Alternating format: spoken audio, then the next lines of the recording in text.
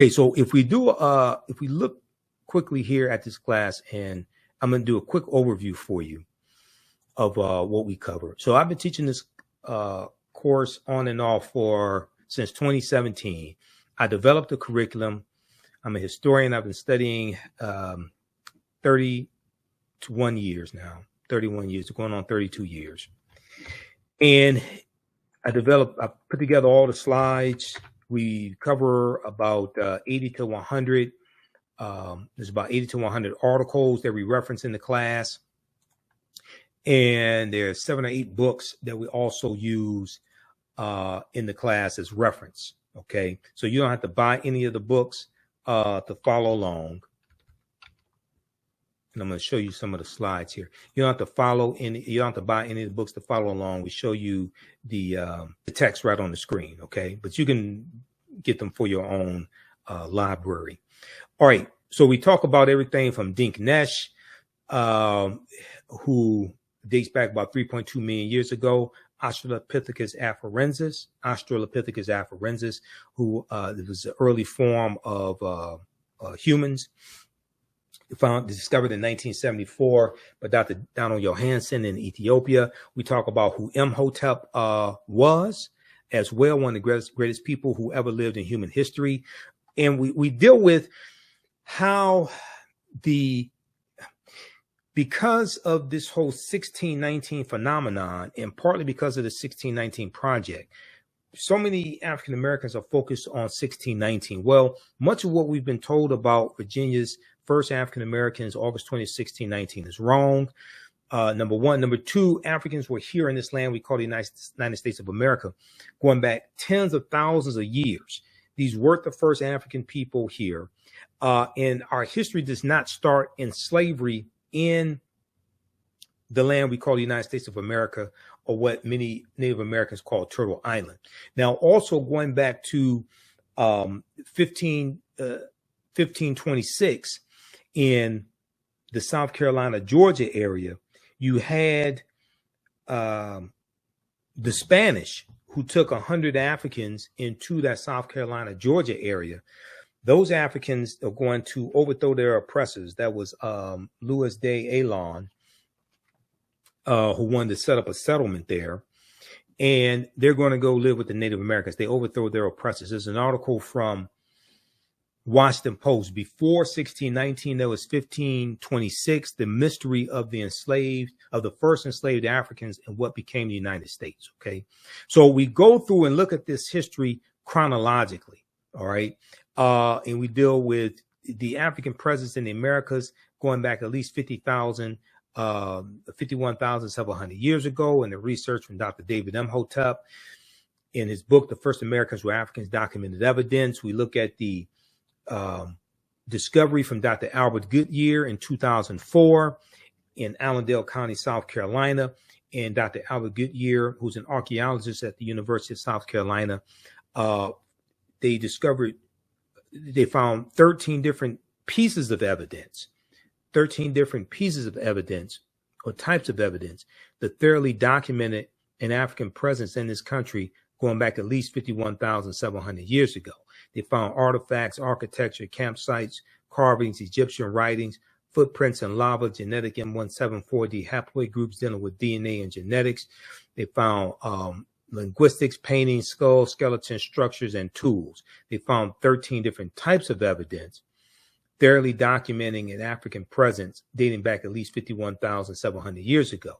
So this doesn't mean that the transatlantic slave trade did not happen. It just means that African people were here for tens of thousands of years before the transatlantic slave trade happened, and it started with the Portuguese in 1441. Okay, going into the area that's modern day Mauritania. This is a picture of Dr. Albert Goodyear. This article is from November 18, 2004, ScienceDaily.com. New evidence puts man in North America 50,000 years ago. And it talks about his discovery. And the evidence was from the Khoisan. Okay, the Koisan have the oldest DNA on the planet. They're the ancestors to the Ainu and the Twa. They come from Southern Africa, an October 2012 genetic study published in Science magazine found that the Khoisan in southern Africa are the oldest ethnic group of modern humans, with their ancestral line originating about 100,000 years ago at least. The Khoisan, formerly called by the derogatory term Bushmen, are genetically unique, and no other currently known population had separated so early from our common modern human ancestor, according to the report. Now, here are two Khoisan women. They're the short-statured Africans, okay, the ancestors to the Ainua and the Twa. Now, the Khoisan live mainly in southern Africa, in territory spanning Botswana, Namibia, Angola, Zambia, Zimbabwe, and South Africa. They are largely divided into two groups: hunters and gatherers, or the Sans people, and keepers of the livestock, called the Khoi people. Now, Sarah Baartman, or Sartije, Hottentot Venus, as she was derisively called, who was sold to a freak show in the early 1800s in England and traveled throughout England and in France. She was Koisan. She was Khoi, okay?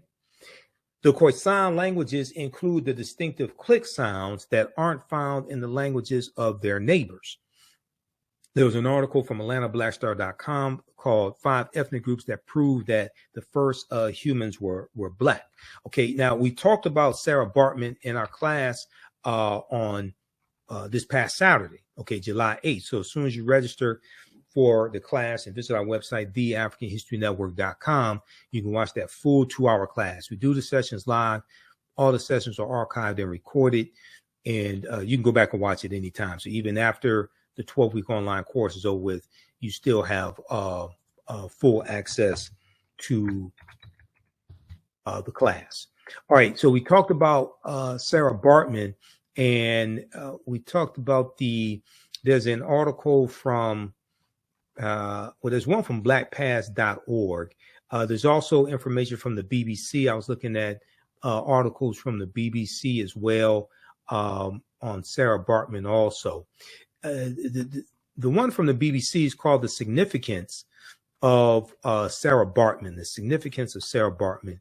And it has drawings of her because photography, she dies in about 1815. So photographic camera, that wasn't invented till the late 1820s by John daguerreotype. Okay, the daguerreotype camera. If we look at this here, let's see. Let's go to this article from the BBC, bbc.com, The Significance of Sarah Baartman, January 7, 2016. So she had large buttocks, okay? She had a vulva that drooped down. And when she died, her sexual organs were put on display in the Paris Museum, okay? When she died, she dies in 1815. Okay, she died at 26 years old. Her brain, skeleton, and sexual organs remained on display in a Paris museum until 1974. Her remains were repatriated and buried until 2002. So it's going to be Nelson Mandela, who was Khoisan as well, who's going to call for her remains to be brought back home and buried in South Africa. All right. 2 centuries ago, Sarah Baartman died after years spent in European freak shows. Okay. Now, rumors over a possible Hollywood film about Baartman's life has sparked controversy. So the film, originally some rumors started that Beyonce was going to do a film about Sarah Baartman, but her spokespeople said that's not true. Okay. So let's not get caught up on that. Brought to Europe seemingly on false pretenses by a British doctor, she was stage named the Hottentot Venus. She was paraded around freak shows in London and Paris with crowds invited to look at her large buttocks. Today, some black women put on freak shows on stage and call it hip hop. Today, Sarah Baartman is seen as by many as the epitome of colonial exploitation and racism, the epitome of colonial exploitation and racism, of the ridicule and commodification of Black people, or the commodification of the sexuality of Black people, of African people.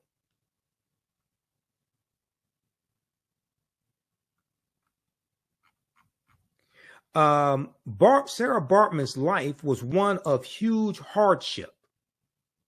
It is thought she was born in South Africa's Eastern Cape in 1789. Her mother died when she was 2 years old, and her father was a cattle driver. He died when she was an adolescent. She entered domestic service in Cape Town after a Dutch colonist murdered her fiance. She was 16 years old. A Dutch colonist murdered her fiance, and then she's going to be sold into slavery.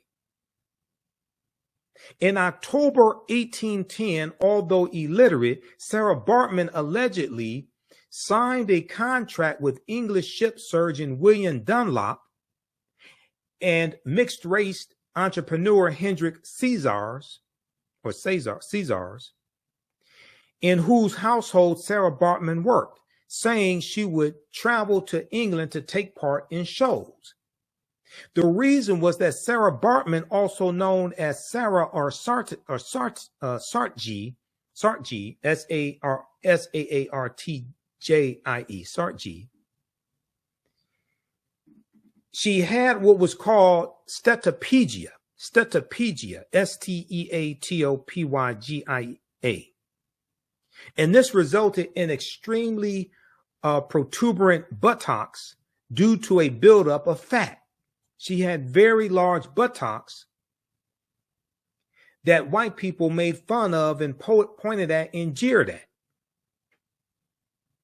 She also had very large breasts, and they were fascinated with the skin on the outside of her vagina as well. So we see the sexual commodification of African women.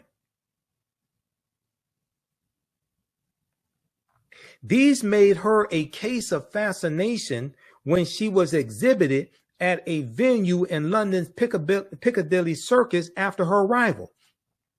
Quote, "You have to remember that at the time it was highly fashionable and desirable for women to have large bottoms. So lots of people envied what she had naturally without having to accentuate her figure," end quote, said Rachel Holmes, Holmes, author of The Hottentot Venus, The Life and Death of Saartjie Baartman. On stage, she wore skin-tight, flesh-colored clothing, as well as beads and feathers, and smoked a pipe. Wealthy customers paid for private demonstrations in their homes, with their guests allowed to touch her. So this could be looked at maybe like as the first. Now, I wouldn't. She performed in freak shows, but this is like having a private stripper in your home or something like that. Okay, not calling her a stripper, but it's like similar. Her arrival in England coincided with speculation over whether Lord Grenville and his coalition of Whigs, W-H-I-G-S, which was a political party, known as the Broadbottoms, because of Grenville's own large behind, would try to seize government. This was a gift for cartoonists. One creation, entitled A Pair of Broadbottoms, shows Grenville and Baartman standing back to back with another figure measuring their respective posterior sizes. This caricature here.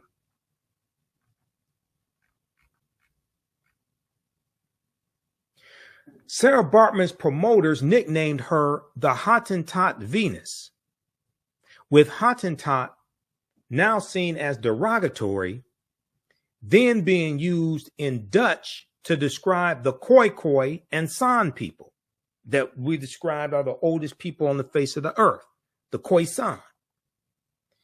they together make up the peoples known as the Khoisan. And there's evidence of them being here in the U.S. going back at least 51,700 years ago, which is the discovery that Dr. Albert Goodyear made in 2004 in Allendale County, South Carolina, which Dr. David Imhotep documents in his book, The First Americans Were Africans, Documented Evidence. That's one of the books we use in our class. And I've interviewed Dr. David Imhotep about 13 times. He's a friend of mine. The British Empire had abolished the slave trade in 1807. Now, they got involved in 1562. They abolished it after being involved something like 274 years, something like that. Because they allowed it, you could still own African slaves up until 1833. So they were involved for something like 274 years. They want credit for ending it. Why did you get involved in 1562 with Sir John Hawkins and the good ship Jesus? That's my question. You don't get credit for something that you allowed to go on for 274 years. Now you want a pat on the back. Even so, campaigners were appalled at Sarah Baartman's treatment in London. Her employers were prosecuted for holding Sarah Baartman against her will, but not convicted, with Sarah Baartman herself testifying in their favor in court, because there was a court case. The abolitionists were trying to get her freed. And her owner produced a signed contract, even though she was illiterate, saying, you know, hey, she agreed to this. Quote, the question remains, was Sarah Baartman coerced as abolitionists, humanitarian campaigners claimed, or was she acting on her own free will? End quote, says Krister Petley, Petley, a history lecturer at Southampton University. Quote, if she was coerced, she might have felt too intimidated to tell the truth in court. We'll never know, end quote. Okay, read the rest of this here. Okay, she dies 26. There are reports that she became a prostitute as well.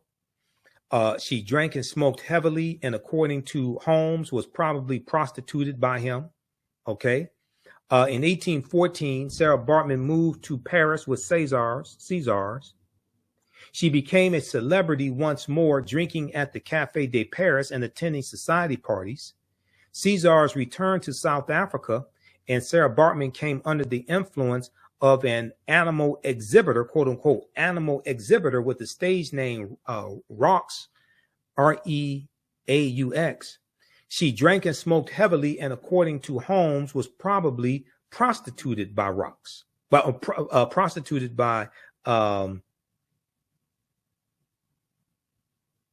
have been Césars, probably prostituted by Césars. Sarah Baartman agreed to be studied and painted by a group of scientists and artists, but refused to appear fully naked before them, arguing that this was beneath her dignity. She had never done this in one of her shows.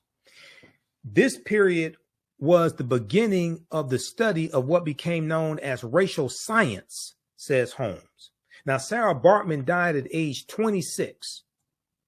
The cause was described as inflammatory and eruptive disease.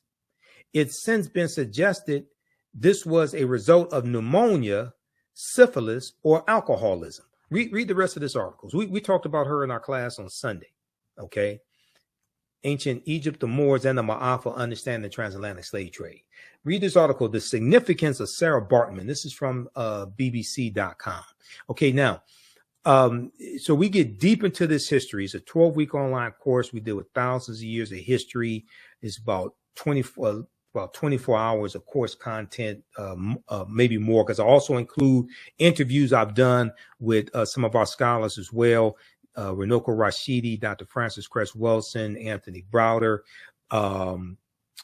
Dr. David Imhotep. We include interviews I've done with them also. All right, now let's go back to the PowerPoint presentation. These are some of the actual slides from the class. Visit our website, theafricanhistorynetwork.com, theafricanhistorynetwork.com, and you can register for this online course. So we look at numerous archaeological discoveries that have come out in about the last 15 years that are causing us to rethink everything. And When these discoveries come out, they're causing the scientists and anthropologists, etc., to push the timelines back. Okay, this discovery here that dealt with stone tools found on the Greek island of Crete that date back at least 130,000 years ago, but Crete has been an island for more than 5 million years. So the archaeologists are saying this is good evidence of early seafaring in the Mediterranean, and this would have been done by African people. These were the only people on the face of the earth, okay, dating back 130,000 years ago. This article on Crete, new evidence of very ancient mariners. This is from the New York Times, February 15th, 2010. We look at discoveries like the discovery of the lost city of Egypt, Tanis Heraklion. There are 2 lost cities of Egypt that we look at, Tanis Heraklion, but also Dazzling Aten, which was discovered a couple of years ago, about 2021. Dazzling Aten is another lost city of Egypt. This article here from Yahoo News, April 30th, 2013, sunken Egyptian city reveals 1,200-year-old secrets. And the UK publication, The Telegraph, reports that 150 feet beneath the surface of Egypt's Bay of Abu Qir, they found 64 ships, 16-foot tall statues, 700 anchors, countless gold coins, and smaller artifacts. Frank Gaudillo was the lead archaeologist on this expedition. He estimates that Tanis Heraklion was built around 8th century BCE, before the Common Era. So these are some of the statues that they found buried at the bottom of the sea. All right.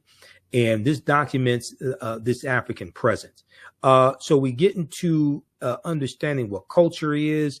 We look at the co-op systems that African people had, African Americans had here in America, like the Colored Merchants Association, Free African Society. We look at some of our history in cooperative economics, because this is coming back in favor again. There's an article from abcnews.com, Mutual Aid Networks Find Roots in Communities of Color.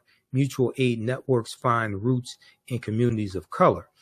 And then also there was a piece from the Vice.com, and they interviewed Dr. Jessica Gordon-Nemhard, how Black co-ops can fight institutional racism.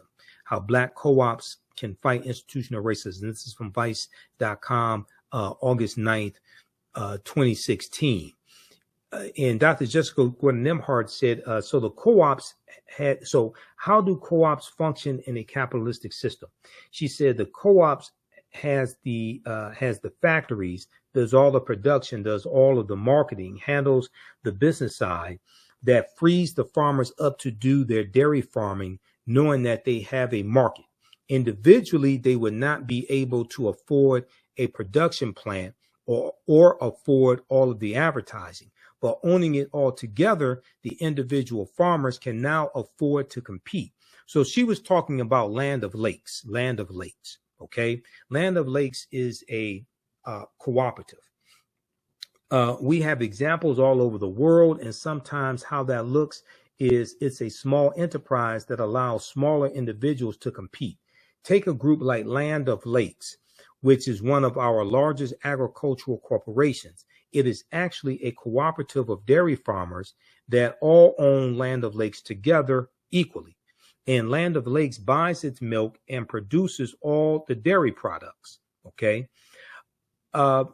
So we look at other archaeological discoveries, like the one coming out of Morocco in June 2017, which they found remains of Homo sapiens, modern man, dating back 300,000 to 350,000 years ago. The earliest previous Homo sapien bones date back 195,000 years ago. And this was found in Ethiopia, clear across the continent. Okay. And once again, when these discoveries take place, they're causing the archaeologists, the paleontologists, the scientists to push the timelines back and realize that all of this is older than we thought. There was the discovery from April 26, 2017, mastodon bone findings could upend our understanding of human history. Okay. And paleontologists in California dug up 130,000-year-old mastodon, a 130,000-year-old mastodon skeleton that, according to paleontologists, looks like it was smashed apart by humans. But they found this skeleton in America where people were not supposed to have arrived for over 100,000 years. Okay, so the Clovis culture, which dates back to about 13,000 BC or so in Clovis, New Mexico, is said to be the oldest settlement or oldest evidence of humans here in America, and that's of Native Americans. Now, when this article came out from NBC News and other news outlets had reporting on this discovery, I sent this to Dr. David Imhotep, and we discussed it because if this is true, and if humans did break apart this mastodon skeleton 130,000 years ago, well, this confirms this African presence here going back tens of thousands of years, even before Native Americans existed. All right. So we talk about the Olmecs and the Mandinka Egyptian Olmec connection, because the Olmecs, which are in Mexico, which were in Mexico, going back to about 1500 BC or so, around that period of time, this was a mixture of this was a mixture of ancient Egyptians, the Mandinka from West Africa, and Native Americans. Dr. David Imhotep talks about this, as well as Runoko Rashidi talks about them as well in the article that Runoko wrote for AtlantaBlackStar.com that we cite. But Dr. David Imhotep on page 82 of the First Americans or Africans Documented Evidence said a major ethnic group among the ancient Egyptian Nubians were the Manding people, an original Niger-Congo homeland in the general vicinity of the Upper Nile is probably as good a hypothesis as any for the origin of the Manding. The Proto-Manding migration had to have taken place during the African Aqualithic period. That was a wet period in Africa that lasted thousands of years, at a time when the Sahara was fertile and had river systems and great lakes. The Nile flowed, the Nile flowed from south to north and emptied into the Atlantic Ocean during very ancient times. This would have enabled East Africans direct access to the Atlantic Ocean. The longer route would be to sail the Nile River north to the Mediterranean and then head west to the Atlantic Ocean. When the Manding reached Central America and began mixing with the local population, they were labeled Olmecs. The Olmecs were supposedly a mixture of the Manding or Mandinka, the Americans or American Indians. Do not forget that the Manding made up the base of the Olmecs, so the Egyptians, the Manding, and the base of the Olmecs are related to each other. That's from page 82 of the First Americans or Africans Documented Evidence. We deal with the Druids and St. Patrick in Ireland, and how the Druids are dealing with a watered-down teaching coming out of ancient Kemet, ancient Egypt. We look at the 800-year occupation of Europe by the Africans known as the Moors, and the Spanish Grenadan War in 1492, and the Moors losing control of their last stronghold of Granada, January 2nd, 1492. Okay, we deal with all of that history. We look at ancient civilizations like Nubia, Ta-Nehisi, ancient Kemet, Carthage and the Carthaginian Wars, and Hannibal Barca. We look at Egypt, what's known as Egypt of the West, and the African influence here in America. The Tekken is an ancient African symbol that comes from the mythology of Asar, Auset, and Heru, who the Greeks called Osiris, Isis, and Horus. There were about 1,200 Tekkenu all throughout ancient Kemet. Today, there are less than a dozen. There are three ancient Tekkenu or obelisks that were taken from Egypt, and they were taken into London, England, New York City, and Paris, France. Ancient Egyptians called obelisks tekenu, and they were also used to tell the time in the past. Their pinnacles were basically covered in gold to reflect the sunlight. Historians say the obelisks represented immortality and eternity, and their long structure helped connect the heavens and the earth. Currently, Cleopatra's Needle is the name given to the three ancient Egyptian obelisks, one in New York City, one in London, England, one in Paris, France. Okay, there's an article called Cleopatra's Needle, how three ancient Egyptian obelisks ended up in New York City, London, and Paris, France, from face2faceafrica.com. Check that out. So we talk about the first Holy Trinity of Asar, Auset, and Heru. Some of this information may go outside the circumference of your own awareness. Just because you never heard it before, disagree with it, does not mean it's not true. It just means you have to do some research to understand what I'm talking about. The Greeks called them Osiris, Isis, and Horus. There were approximately 1,200 tekenu built in ancient Kemet in ancient times, but only about a dozen are found in Egypt today. Many of the tekenu removed from Egypt are now in Istanbul, Turkey, London, England, Paris, France, Berlin, Germany, New York, Rome, Italy, and Vatican City, and elsewhere throughout the world. The tekenu are now called obelisks by their new owners, and few people know their origin or that they symbolize the resurrection of the African king Asar, who the Greeks called Osiris. Read page 17 of Egypt on the Potomac by Tony Browder.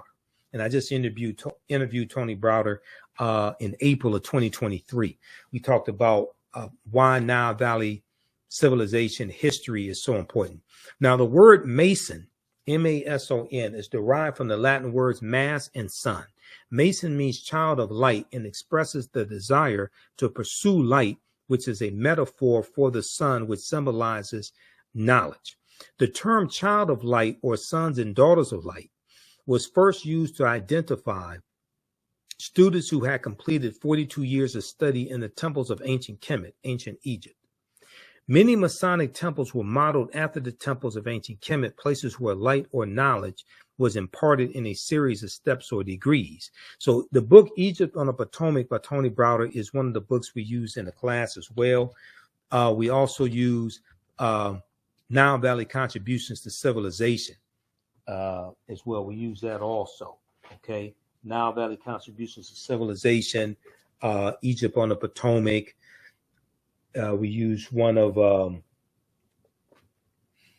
Rashidi's books, Black Star, The African Presence in Early Europe. So you don't have to buy any of these books. We show you the text right on the screen, okay, for most of these books. You can get them for your own personal library if you want to, but you don't have to feel the need to purchase the books just to follow along in class.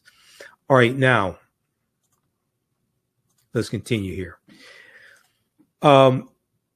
Masonic temples are, so the concept of going to an institution of higher learning and getting your credentials in a series of steps or degrees, that comes out of the Nile Valley region of Africa. That comes out of ancient Kemet in the Nile Valley region of Africa. That comes from us.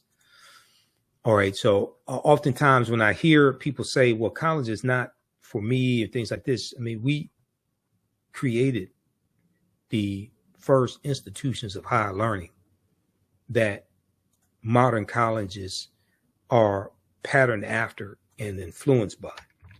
And then when we look at the universities that existed in Europe, University of Toledo, University of Barcelona, University of Salamanca in Spain, they're going to be either built by African Moors or heavily influenced by the teachings of the Moors.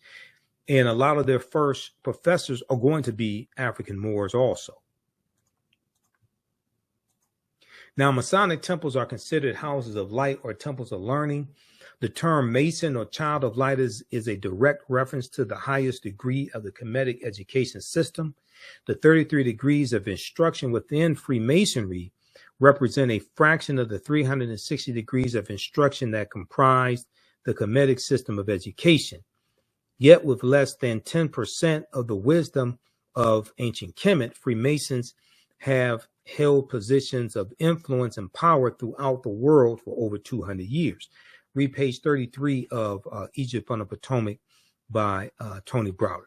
So we deal with going from the virgin Auset, who gives birth to the baby Heru on December 25th, to the worship of the Black Madonna Child, which was worshipped all throughout Europe. The Black Madonna Child was worshipped all throughout Europe. And probably the European country that has the greatest representation of the Black Madonna Child would be France, with about 300 representations, statues, and paintings of the Black Madonna Child. We look at some of the deities, some of the Neteru coming out of ancient Kemet, Ma'at as well. We look at things like the judgment scene that includes Anpu and Dahuti, also Asar, who sits on the throne of judgment. So we go through and look at history. We look at things like historical figures like Bishop Nicholas, who becomes a saint, and Bishop Nicholas was of African descent, and Bishop Nicholas was the real life inspiration for the secular character of Santa Claus, which comes from the mythological character also of Sinterklaas. Sinterklaas means Saint Nicholas in Dutch, and Sinterklaas we see is worshipped, is revered amongst the Dutch. We see this in Holland and the Netherlands, and there's a celebration of Sinterklaas in the beginning of November, okay, and it goes through December, and they commemorate Sinterklaas along with Zwarte Piet, who was a Moor. Zwarte Piet means Black Pete in Dutch. It commemorates Sinterklaas coming in from Spain on a steamship, a steamboat, with Zwarte Piet, Black Pete. Okay. So this once again also deals with the history of the Moors throughout Europe. We look at why Christmas is celebrated on December 25th, because nowhere in the biblical text does it state that Yeshua, Jesus the Christ, was born on December 25th. We look at the film Black Panther. The film Black Panther deals with African culture, African history, African language, African spiritual systems. And the Panther Deity Bast, who watches over the people of Wakanda, and we know in ancient Kemet, cats were looked at as a protector. Well, the Panther Deity Bast comes from the Neter, or the goddess Bastet, that was worshipped in ancient Egypt, especially during the Second Dynasty around 2890 BCE, before the Common Era. And she was worshipped in the form of a lioness at first, and then later as a cat. She was the goddess of warfare in Lower Kemet, Lower Egypt. And the film Black Panther incorporates 11 different African cultures. We see different African deities represented in the Black Panther comic book and in the nation of Wakanda, the fictitious nation of Wakanda. Now, when we look at Wakandan religion and its tribes, the religion of the Wakandan people first developed during the pilgrimage to the land. In their conflict, the originators, who were the gods of Wakanda, formed from the heroes of humans within the tribe. Ascending to the status of a god, these heroes became the Orisha. Now, the Orisha are the names of the deities in the spiritual system practiced by the Yoruba in present-day Nigeria, and that's the spiritual system of Ifa, okay? So the Orisha, these are emissaries, these are deities, and they're helpers of the supreme being in Ifa, known as Olodumare. But these heroes in Wakanda became known as the Orisha, or Orisha, taking the names of Koku, Thoth, which Thoth was the Greek name for Dahuti, Bast or Bastet, Mojaji, Ptah. Ptah is the creator in ancient Kemet, the Neter, that's looked at as the creator, Ptah and Niami. The Orishas or Orishas origins date back to the ancient Egyptian beings known as the Ennead, where Ennead in Greek means 9, and Ennead refers to the original 9 Orisha. Okay, I'm sorry, the original 9 Neteru in ancient Kemet. Now, in addition to the development of these gods, the people of Wakanda became segmented into various cults that worshipped various animal deities of the area. The most famous cults included the Black Panther cult and the White Gorilla cult. So, Umbaku is from, in the movie, Umbaku is from the White Gorilla cult. The 18 tribes, because there are 18 different tribes that make up the people of Wakanda. The 18 tribes in total developed in the country and include the lion cult, crocodile cult, and hyena cult. The Ennead, Ennead means group of 9 in Greek. In ancient Kemet, they were called the Bastet. The 9 Neteru were Atum, which was the sun, Atum, or you may see Aten, Shu, which means air, Tefnut, moisture, Geb was earth, and Nut, sky, Asar, who the Greeks called Osiris, Auset, who the Greeks called Isis, Seth, and Nephthys. These were the original 9 Neteru, or the Ennead. Okay. One of the books we use in the class is also Ancient Egypt by Lorna Oakes and Lucia Galen. All right. Pages 274 through 277, they lay out a lot of the different Neteru or deities in ancient Kemet and their attributes. So we deal with Hannibal Barca, the Battle of Cannae, 216 BC, the Punic Wars, all different types of history like that. Carthage, which existed from 813 BCE to 146, because Carthage is destroyed, 146 BC, because Carthage is destroyed by Rome. We deal with ancient Nubia as well, which is about 4500 BC to 500 AD, ancient Nubia. And we go through and look at this history chronologically. There's a timeline of history that we look at, and we look at what leads up to the transatlantic slave trade taking place.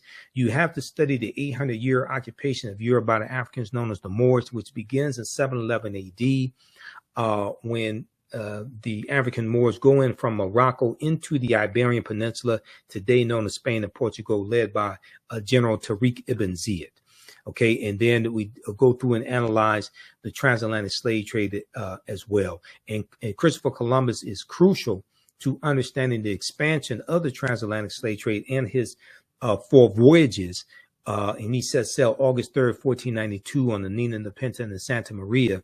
And this is the same year, some months after the African Moors are expelled. Okay, they lose control of their last stronghold, which was Grenada, January 2nd, 1492.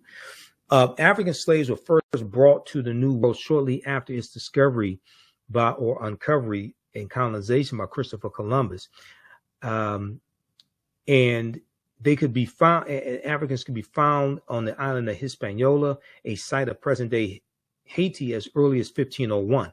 Upon his arrival in the Bahamas, he lands in the Bahamas October 12, 1492. Columbus himself captured 7 of the natives for, quote unquote, their education on his return to Spain. However, the slave trade proper, according to a lot of sources, they look at the slave trade, what they call the slave trade proper, beginning in 1518, when the first direct black cargo from Africa landed in the West Indies.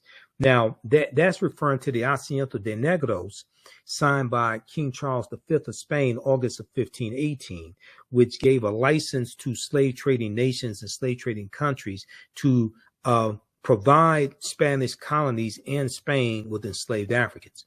Now, the importation of African slaves to work in the Americas was the inspiration of the Spanish bishop Bartolomé de las Casas, whose support of black slavery was motivated by humanitarian concerns.